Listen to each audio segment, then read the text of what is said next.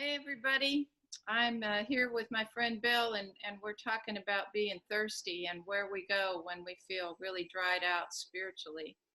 And I have this great quote that came from Brendan Burchard's fabulous book, The Motivation Manifesto.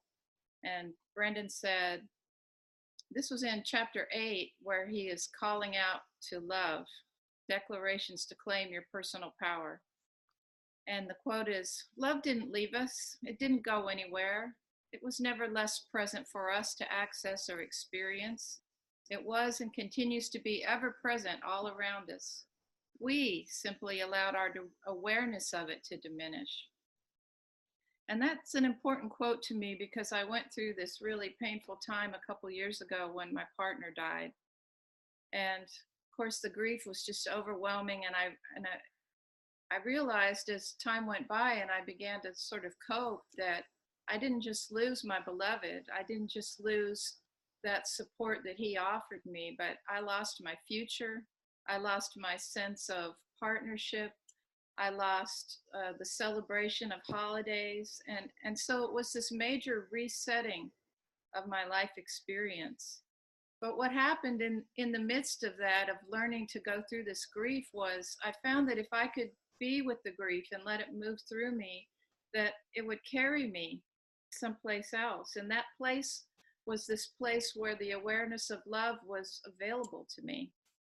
And I have memories of times when I was with my beloved that are just those moments that your brain just somehow captures this feeling of unconditional love.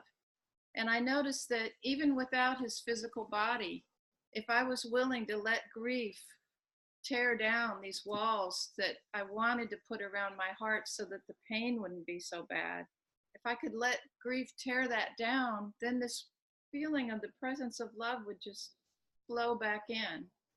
And so that's where I go when my bucket is empty. And that's why that quote means so much to me. Yeah. That moves me. And it also prompts a question. When you're working with other people, how do you, for people who are experiencing loss or simply feeling stuck or unclear on decision, how does unconditional love help them to move off of the spot where they're at?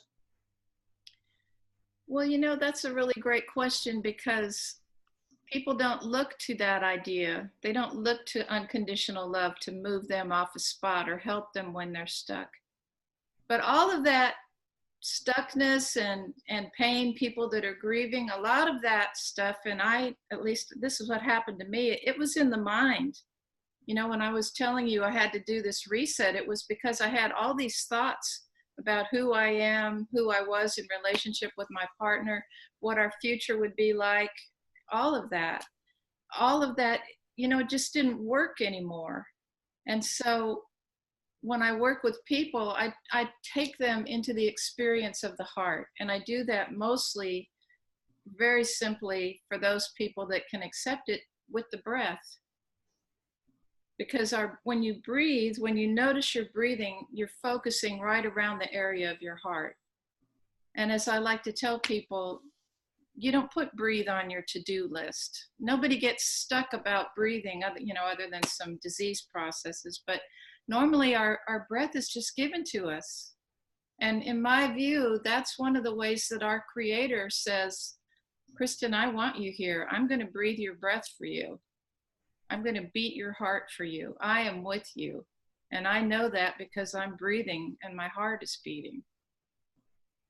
And I saw that when my beloved died. He was in my living room and he had a heart attack and he was gone before the paramedics could get there.